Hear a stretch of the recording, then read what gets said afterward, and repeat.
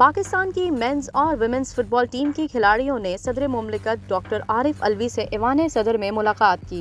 صدر مملکت عارف علوی نے سعودی عرب میں ہونے والے 4 ملکی ٹورنامنٹ میں دوسری پوزیشن حاصل کرنے والی قومی ویمنز ٹیم کی کارکردگی کو سراہتے ہوئے کہا کہ کھلاڑی پاکستان کے سفیر بن کر ملک کا امیج بہتر بنانے میں اپنا کردار ادا کریں۔ عارف علوی نے کہا کہ فٹ بال دنیا میں ہی نہیں پاکستان میں بھی کافی مقبول ہے، لاکھوں شائقین ہیں۔ ملک میں اس کھیل کے فروغ کے لیے بین الاقوامی معیار اپنانے کی ضرورت ہے۔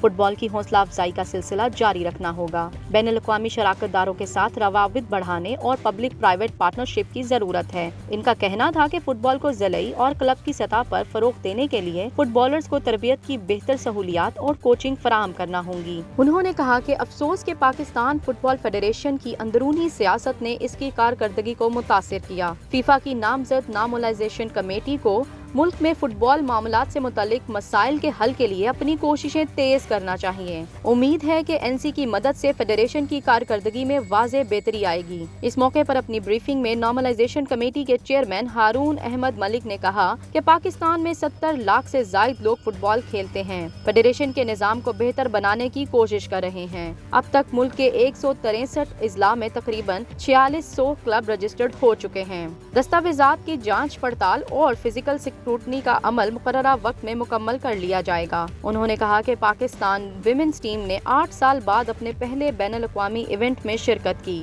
مینز ٹیم نے 4 سال بعد اپنا پہلا انٹرنیشنل میچ کھیلا۔ Men's team FIFA world cup سن 2026 کوالیفائرز اور ویمنز ٹیم پیرس اولمپکس سن 2024 کے کوالیفائرز میں شرکت کرے گی۔